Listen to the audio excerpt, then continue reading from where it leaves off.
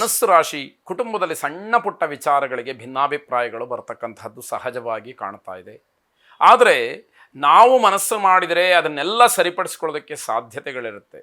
ಅಂತಹ ಭಿನ್ನಾಭಿಪ್ರಾಯಕ್ಕೆ ಮತ್ತಷ್ಟು ಪುಷ್ಟಿ ಅನ್ನುವ ಹಾಗೆ ನಾವು ಇನ್ನೇನೋ ಒಂದಷ್ಟು ನೀರನ್ನು ಎರೆದರೆ ಅದು ದೊಡ್ಡದಾಗಿ ಪರಿಣಮಿಸ್ತಕ್ಕಂಥದ್ದು, ಕೆಟ್ಟದಾಗಿ ಪ್ರಭಾವವನ್ನು ಬೀರ್ತಕ್ಕಂಥದ್ದಾಗತ್ತೆ. ಸರ್ಕಾರಿ ಕೆಲಸ ಕಾರ್ಯಗಳಲ್ಲಿ ಮುನ್ನಡೆಯಾಗ್ತಕ್ಕಂತಹ ಸಾಧ್ಯತೆ ಇದೆ.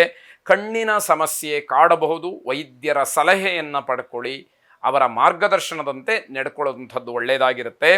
ಇಲಾಖಾ ಪರೀಕ್ಷೆಗಳು ಪ್ರಾಯಶಃ ಮುಂದೂಡಬಹುದು ಅನ್ನುವಂತಹ ಸೂಚನೆ. ನಿಮ್ಮ ಭಾಗಕ್ಕೆ ಅದು ನೀವು ಅಂದುಕೊಂಡಂತಹ ದಿವಸವನ್ನು ಹೊರತಾಗಿ ಆಗಬಹುದು ಅನ್ನುವಂಥದ್ದಿರುತ್ತೆ. ಮಿತ್ರರಿಂದ ವಿರೋಧವನ್ನು ಎದುರಿಸಬೇಕಾಗತ್ತೆ. ನಿಮ್ಮ ಸ್ನೇಹಿತರು, ಆತ್ಮೀಯರು ನಿಮಗೆ ವಿರೋಧವನ್ನು ವ್ಯಕ್ತಪಡಿಸ್ತಾರೆ. ನಿಮ್ಮ ಬಗ್ಗೆ ಒಳ್ಳೆಯ ಅಭಿಪ್ರಾಯ ಅವರಿಗೆ ಇವತ್ತು ಬರುವುದಿಲ್ಲ. ಯಾವುದೋ ಒಂದು ವಿಷಯವನ್ನು ಇಟ್ಟುಕೊಂಡು ನೀನು ಮಾಡಿದ್ದು ತಪ್ಪು ಎಂಬುದಾಗಿ ಅದನ್ನು ಎತ್ತಿ ಹಿಡಿತಕ್ಕಂಥದ್ದು, ನಿಮ್ಮ ವಿರೋಧವನ್ನು ವ್ಯಕ್ತಪಡಿಸ್ತಕ್ಕಂತಹ ರೀತಿಯಲ್ಲಿ ನಡ್ಕೊಳ್ಳುವ ಹಾಗೆ ಮಾಡ್ತಾರೆ ಅಂತ ಅರ್ಥ. ಕೆಲವರು ನಿಮ್ಮನ್ನು ಕೆರಳಿಸೋದಕ್ಕೂ ಸಾಧ್ಯತೆಗಳು ಇರುತ್ತೆ. ಕೃಷಿಕರಿಗೆ ಲಾಭದ ದಿವಸ, ಆದರೆ ಮಾನಸಿಕವಾಗಿ ತುಂಬ ಒತ್ತಡಗಳು ಇರುವಂಥದ್ದಾಗತ್ತೆ.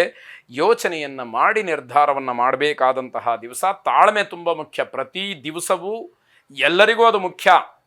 ಆದರೆ ಕೆಲವೊಂದಷ್ಟು ದಿವಸಗಳಲ್ಲಿ ನಮ್ಮ ಗಮನಕ್ಕೆ ಬರದ ಹಾಗೆ ನಾವು ಯಾವುದೋ ಒಂದು ಉದ್ವೇಗಕ್ಕೆ ಒಳಗಾಗ್ತೀವಿ. ಅದು ತೊಂದರೆಗೆ ಕಾರಣವನ್ನು ಮಾಡುತ್ತೆ. ಹರಿಹರ ಪುತ್ರನನ್ನು ಸ್ಮರಣೆ ಮಾಡಿ, ಅಯ್ಯಪ್ಪ ಸ್ವಾಮಿಯನ್ನು ಸ್ಮರಣೆ ಮಾಡಿ. ಶುಭವಾಗಿ. ಮಕರ ರಾಶಿ, ವಾಹನ ಅಪಘಾತವಾಗ್ತಕ್ಕಂತಹ ಸಾಧ್ಯತೆ ಇದೆ.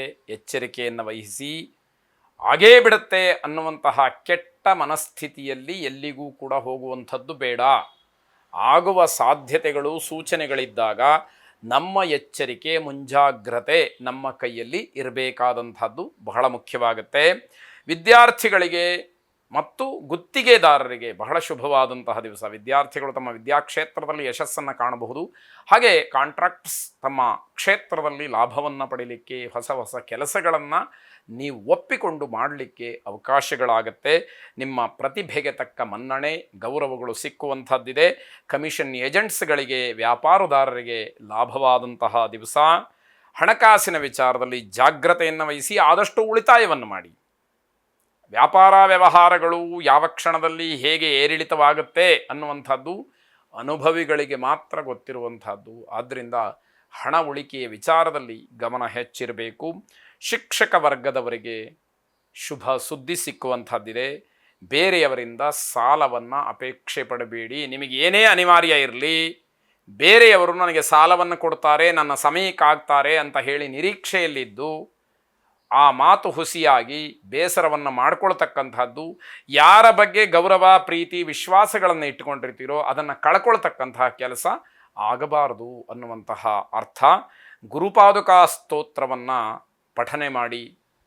ಅನಂತ ಸಂಸಾರ ಸಮುದ್ರತಾರಾಂ ನೌಕಾಯಿತಾಭ್ಯಾಂ ಗುರುಭಕ್ತಿದಾಭ್ಯಾಂ ವೈರಾಗ್ಯ ಸಾಮ್ರಾಜ್ಯದ ಪೂಜನಾಭ್ಯಾಂ ನಮೋ ನಮಃ ಶ್ರೀ ಗುರುಪಾದುಕಾಭ್ಯಾಂ ಎಂಬತಕ್ಕಂತಹ 9 ಶ್ಲೋಕಗಳನ್ನು ನೀವು ಪಠನೆ ಮಾಡಿ ಅಥವಾ ಶ್ರವಣ ಮಾಡಿ. ಶುಭವಾಗಿ. ಕುಂಭರಾಶಿ, ಹಣವೇ ಮುಖ್ಯ ಅನ್ನುವಂತಹ ಮನಸ್ಥಿತಿ ಇದ್ದವರಿಗೆ ಇವತ್ತಿನ ಆದಾಯ ತುಂಬ ಸಮಾಧಾನವನ್ನು ಕೊಡ್ತಕ್ಕಂತಹ ದಿವಸವಾಗುತ್ತೆ. ಮನೆಯಲ್ಲಿ ಯಾವುದೋ ಶುಭ ಕಾರ್ಯವನ್ನು ಮಾಡುವಂತಹ ಸಂಭ್ರಮದ ಚರ್ಚೆ ನಡೆಯುವಂಥದ್ದಾಗತ್ತೆ. ಮಕ್ಕಳ ಸಾಧನೆಯ ವಿಚಾರದಲ್ಲಿ ಸಿಹಿ ಸುದ್ದಿ. ಮಕ್ಕಳು ಆಟ ಪಾಠ ಇದರಲ್ಲಿ ವಿಶೇಷವಾದಂತಹ ಗಮನ ಸೆಳೀತಕ್ಕಂತಹ ಸಾಧನೆಯನ್ನು ಮಾಡಿ ಇಡೀ ಕುಟುಂಬಕ್ಕೆ ಗೌರವವನ್ನು ಆಯಾ ವಯಸ್ಸಿಗನುಗುಣವಾಗಿ ತಂದು ಕೊಡ್ತಾರೆ ಅಂತಕ್ಕಂಥದ್ದು ಖುಷಿಯನ್ನು ಕೊಡುವಂಥದ್ದು.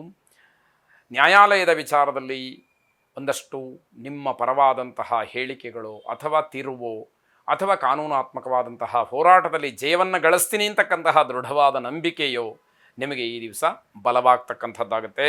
ವೈದ್ಯರಿಗೆ ಕೆಲಸದ ಒತ್ತಡಗಳು ಹೆಚ್ಚಾಗುತ್ತೆ, ನಿದ್ರಾಭಂಗವಾಗುತ್ತೆ. ವೈದ್ಯರ ಆರೋಗ್ಯ ಸರಿಯಾಗಿದೆಯಾ ಅಂತ ಹೇಳಿ ಕೇಳಬೇಕಾದಂಥದ್ದಾಗಬಹುದು. ಅದನ್ನು ಗಮನಿಸ್ಕೊಳ್ಬೇಕು. ಅಷ್ಟಾಕ್ಷರಿ ದತ್ತಮಂತ್ರವನ್ನು ಶ್ರವಣ ಮಾಡಿ. ಶುಭವಾಗಿ. ಕೊನೆಯದಾಗಿ ಮೀನರಾಶಿ, ಯಾವುದೇ ರೀತಿಯ ತೊಂದರೆಗಳಿದ್ದರೂ ಕೂಡ ಅದೆಲ್ಲವೂ ಈ ದಿವಸ ಮುಕ್ತಿಯನ್ನು ಕಾಣುವಂಥದ್ದಾಗತ್ತೆ. ಅದು ಆಯಾ ಕೆಲಸದ ಪ್ರಭಾವ, ಪರಿಣಾಮ ಎಲ್ಲವನ್ನ ಅವಲಂಬಿಸಿಕೊಂಡಿರತಕ್ಕಂಥದ್ದು. ಮಂಗಳ ಕಾರ್ಯಗಳಲ್ಲಿ ಭಾಗಿಗಳಾಗ್ತಕ್ಕಂತಹ ಯೋಗ. ರೇಷ್ಮೆ ಮತ್ತು ಅಡಿಕೆ ಬೆಳೆಗಾರರಿಗೆ ಲಾಭದ ಸೂಚನೆ, ಮಾನಸಿಕವಾಗಿ ಒಂದಷ್ಟು ಸಮಾಧಾನ ಸಿಕ್ಕುವಂಥದ್ದು.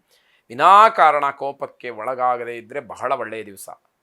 ಸಣ್ಣ ಪುಟ್ಟ ವಿಚಾರಗಳಿಗೆ ಸಿಟ್ಟು ಮಾಡಿಕೊಳ್ಳುವಂಥದ್ದು, ಅದರಿಂದ ಇನ್ನೇನು ಆಗುವಂಥದ್ದಕ್ಕೆಲ್ಲ ತೊಂದರೆ ಮಾಡಿಕೊಳ್ಳುವಂಥದ್ದು ಬೇಡ. ಋಣ ವಿಮೋಚನಾ ಯೋಗ ಇದೆ. ಸಾಲವನ್ನು ಮಾಡಿದರೆ ಅದನ್ನು ತೀರಿಸ್ತಕ್ಕಂತಹ ಯೋಗ, ಅದಕ್ಕೆ ಪೂರಕವಾದಂತಹ ವ್ಯವಸ್ಥೆ ಆಗುವಂಥದ್ದಿದೆ. ನಿಮ್ಮ ಪ್ರಾಮಾಣಿಕವಾದಂತಹ ಕೆಲಸದಿಂದ ಯಶಸ್ಸು ಹೆಚ್ಚಾಗುತ್ತೆ. ಎಲ್ಲಿ ಪ್ರಾಮಾಣಿಕತೆ ಇದೆ ಅಲ್ಲಿ ಯಶಸ್ಸನ್ನು ನೀವು ಕಾಣ್ತೀರಿ. ಅಪ್ರಾಮಾಣಿಕವಾಗಿ ನಡ್ಕೊಂಡ್ರೆ ಅಪಯಶಸ್ಸು ಕಟ್ಟಿಟ್ಟ ಬುತ್ತಿ ಅಂತಕ್ಕಂಥದ್ದು. ಋಣಮೋಚನ ಮಂಗಳ ಸ್ತೋತ್ರವನ್ನು ಪಠನೆ ಮಾಡಿ. ಶುಭವಾಗಿ.